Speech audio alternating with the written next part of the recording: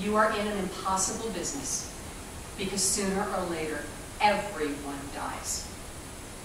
And the fact that they don't die a lot more often and a lot younger is a tribute to the skills of the people in this room and your colleagues around the world. But sick people make rotten patients. They don't know what to tell you. They don't answer your questions clearly. They lie. We all know that they lie about their weight and how much they drink and whether they smoke or not. They lie. We know this. For whatever it's worth, my clients never listen to me either. It's just part of being a professional. But there are certain things that they're going to resent. And one of them is being treated like a statistic. One is being judged because they're non-compliant. And some settings, frankly, are just higher risk. Any situation where you're dealing with a patient you haven't seen before, any situation where time is of the essence and you have to make split-second decisions. The emergency room and the operating room are two obvious places where medical error is just gonna happen, because you're having to move fast and sometimes you're going to get it wrong. A bad outcome is not necessarily a mistake. I've looked at the standard of liability for doctors in my work with other professions, and I can tell you that you are not expected to be perfect. And you are judged on the procedures you follow and whether you complied with generally accepted medical practice, not on whether the patient lives or dies. Apologizing in the medical arena is a two-step. The first step is this: as soon as you know something has gone wrong, tell the patient and family, if there is one, I'm sorry, or we're sorry, and then stop. You can also say, we don't know exactly what happened. We're going to do a full investigation. We will let you know as soon as we know, and then you follow up as promised. What really happened? Don't just assume that what you think happened immediately is what really went on. Why are you really sorry? Maybe something bad happened, and in fact you did everything you could and you're not sorry at all. But at least think about that. Are you sorry for a slip with a knife? Are you sorry for administering the wrong anesthesia? What really are you sorry about? And were there mitigating circumstances? You're going to need to explain what happened, so you need to think all of these things through. Now, here's the last of my mythologies here. This will scare your lawyers to death at first, but you can get them on board, because you need them to help you craft a solution. Get your lawyer involved and let them help you prepare your apology before you deliver it. That way you won't inadvertently say some of the things that could really get you in legal trouble. Now, sincerity is key. We've all heard corporate speak. We regret any inconvenience. Oh, come on. Just say, we're sorry, or we apologize. Anything else is too much.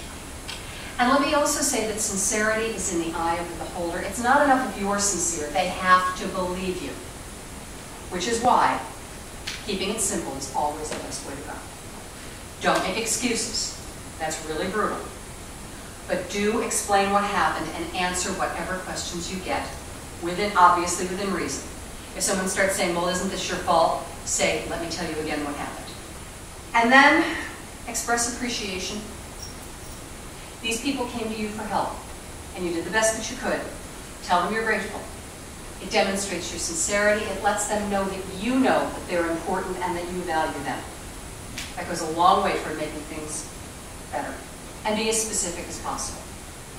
Particularly if it's a patient you've known for some time, that you've seen grow up or grow old, mention that. They'll appreciate it. And make sure you hit the right tone. You don't want to be smarmy, but most of the time, I don't think people need to worry about that. When folks are embarrassed and ashamed, if anything, they tend to be too quiet and too matter-of-fact. Don't be afraid to express a little passion. And then listen. I promise it's not that painful. You're likely to get an earful from an unhappy group of people who suffered a terrible personal tragedy and need to blame someone, or at least need to tell their side of the story. Just let them talk. And pay attention. Ask questions. Mirror back. Make sure you understand what they're saying to you. If they think your attention is wandering or that you don't care what's going on, it'll turn them off in a second. And don't get defensive. It's okay to be human, and it's okay to have made mistakes. Now, do better next time.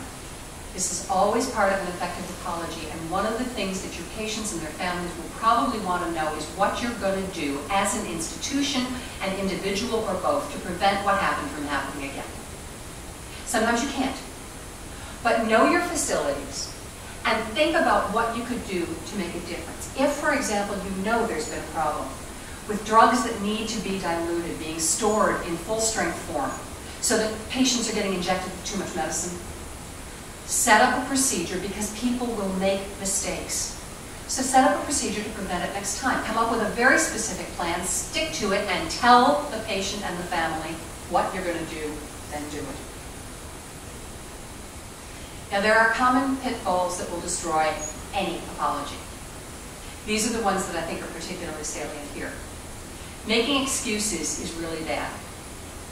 Pointing fingers at other people is not smart. Well, I was fine with the attending nurse. Well, I was fine with the anesthesiologist. And for heaven's sake, never blame the patient, please.